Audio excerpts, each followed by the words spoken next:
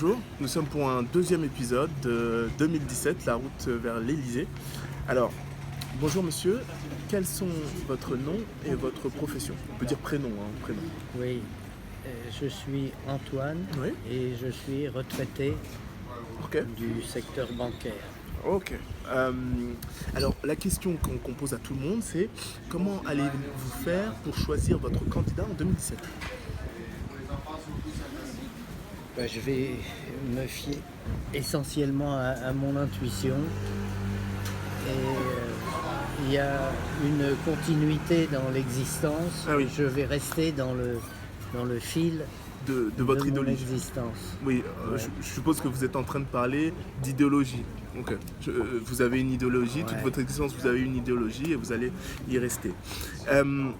Mais maintenant, ce que j'aimerais savoir, c'est comment vous basez effectivement votre choix, sachant que finalement, l'idéologie, vous pouvez voter pour un représentant politique d'une idéologie, mais le représentant n'y croit pas lui-même.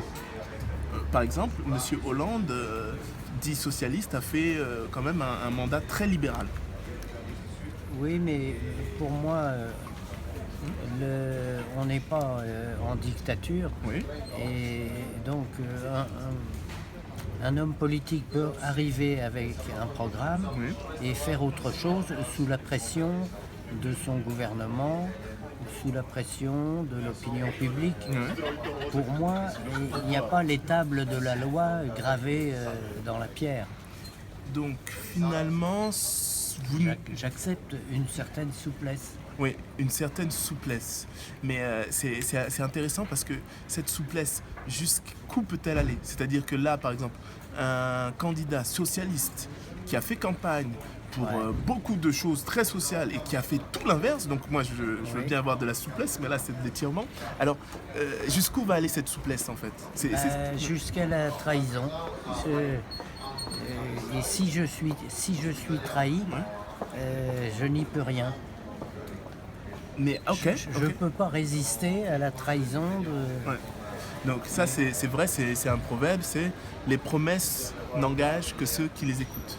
Mais une fois qu'on est trahi, là c'est juste ce que j'appelle un raisonnement logique, c'est-à-dire que on a été trahi dans le passé, donc on change notre processus de sélection. Donc j'aimerais juste savoir quel est votre nouveau processus de sélection, vu que bon, je pense que quelles que soient nos tendances politiques, les 30 dernières années, je pense que toute tendance politique, on a quand même été un peu trahi.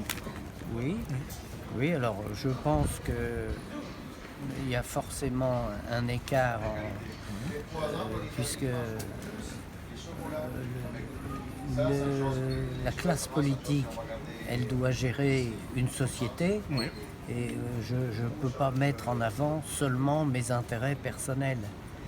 Donc j'accepte qu'il y ait une différence. Et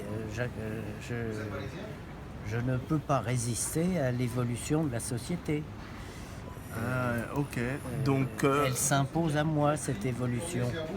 Hein, vous avez tous votre téléphone, truc. Moi, j'en ai pas besoin. J'en ai un quand même, mais j'en ai pas besoin. non, je comprends tout à fait ce que vous voulez dire. C'est vrai que moi aussi, je suis un peu. On va appeler ça, souvent on dit ça, c'est un peu être old fashion, mais c'est vrai qu'il y a des valeurs qui se perdent en fait. Et ce que j'aime pas, est-ce que nous, les étudiants, on a envie de ce changement, on a envie de se dire non, on n'a pas envie d'être fataliste. Et on aimerait avoir un peu.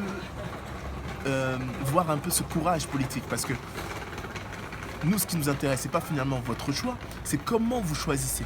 Parce qu'on a été trahi une fois, mes parents ont été trahis, j'ai été trahi. Qu'est-ce que je fais maintenant? J'aimerais avoir un peu cette sagesse, savoir qu'est-ce qu'on doit faire demain pour ne pas se retrouver dans la même position qu'hier. Voilà. Oui, il faut, à mon avis, il faut rechercher des modes de démocratie directe Oui. pour sortir de la fausse démocratie. Parce que quand on regarde la politique de M. Hollande, elle s'est faite avec 30% des gens. Ça, c'est tout à fait, Hein? tout à fait vrai. Ouais. Donc, j'estime que la démocratie qu'on me propose ici, c'est une forme de dictature, la dictature d'une minorité. Ouais. Ah non, mais là, tout à fait. Là, je suis entièrement d'accord avec cette analyse. Une analyse que j'ai vue aussi dans le Manifeste de la raison objective. C'est un livre assez intéressant. Mais, ok. Et donc, maintenant, le problème, c'est que la plupart des candidats qu'on nous propose sont pour le statu quo. Qu'est-ce que vous conseillerez à la jeunesse d'aujourd'hui? Ils vont s'apprêter à voter, mais on voit quand même qu'il y a quand même cette force qui est contre le changement. Alors, vous trouvez que enfin, les jeunes sont quand même moins conservateurs que les vieux. Ouais, non, je suis d'accord. Les jeunes sont plus ouverts au changement, mais est-ce qu'on peut leur promettre une meilleure société? On peut toujours faire des promesses, mais on n'est pas sûr. La jeunesse ne peut pas se raccrocher à des certitudes.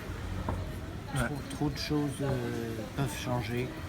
Parce que vous êtes dans un pays aujourd'hui, peut-être vous irez dans un autre. Ouais. Et puis en réalité, au tréfonds de vous-même, ce qui est constitutif de votre bonheur, c'est très exactement la même chose que ce que j'ai moi au tréfonds de moi. Donc les valeurs qui font la valeur de la vie, elles ne bougent pas. Hein. Ouais, non, je suis d'accord. Mais dans une société multiforme, et c'est pas évident de les retrouver. Maintenant, on peut divorcer Oui, c'est un sans- CDD. Oui, c'est... sans problème. Ouais. Donc, qu'est-ce que l'avenir? Ah non, mais alors là, c'est exactement ce que je peux quand même vous recommander quelque chose, un ouvrage, c'est le Manifeste de la raison objective. Et justement, il y a tout un chapitre sur la perte des valeurs familiales, le fait qu'on a un éclatement de la notion même de famille. C'est-à-dire qu'avant, la famille, moi je me souviens, le jeu des 7 familles. Mais aujourd'hui, ça n'a plus de sens. Ouais.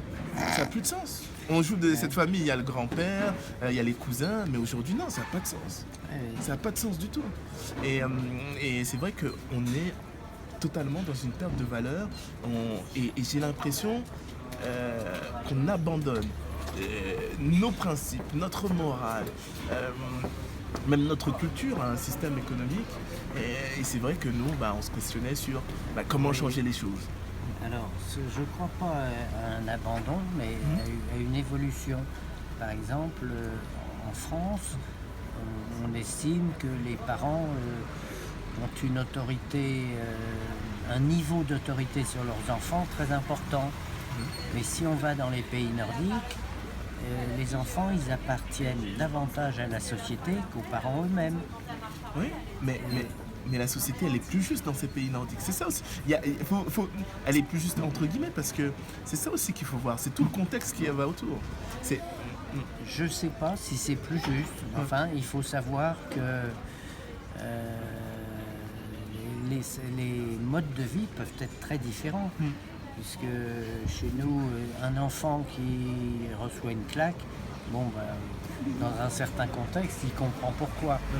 Tandis qu'au Danemark, il peut s'arrêter au commissariat et dire « ma mère vient de me gifler ».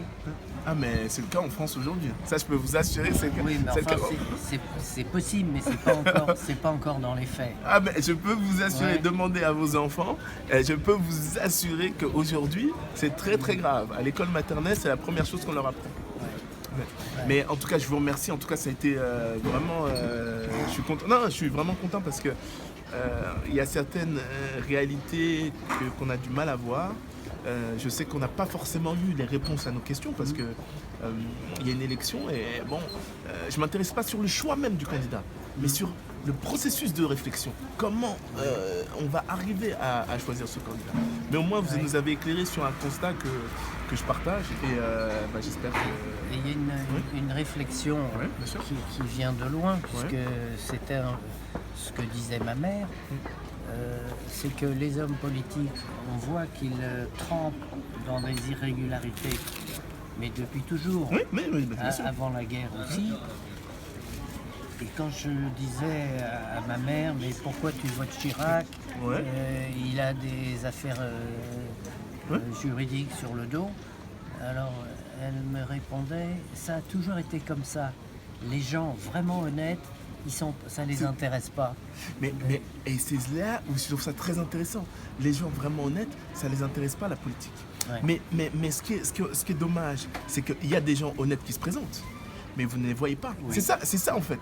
C'est en fait cette visibilité des gens honnêtes que vous ne voyez pas. Ouais. Parce que pour avoir cette visibilité, eh ben, il faut avoir vendu un peu, entre guillemets, son âme au diable. Il faut avoir pactisé, il faut avoir des soutiens qui ne sont pas gratuits. Et le système politique fait que pour avoir un mandat, Oui. il faut se raccrocher à un système. Exactement, je suis d'accord. Et donc abandonner ses idées personnelles au profit des idées d'un parti. Ouais. D'un parti ou d'un système, parce que même on voit très bien que là, la différence entre le PS et la droite, on ne le voit plus vraiment finalement. Oui. Les masses commencent à tomber et on se rend Ouais. compte qu'on a affaire à des acteurs qui se moquent de nos idéologies.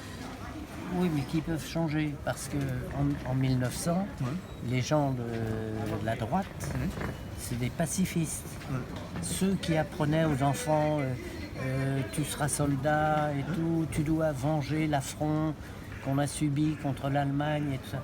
C'était des socialistes qui enseignaient ça au début du siècle, Non, ça c'est du XXe siècle. non, ça, c'est très intéressant. En tout cas, merci pour votre temps. Je vous en prie. et- Bonne Et de rien. continuation. Allez, au revoir. Au revoir. Ouais, au revoir.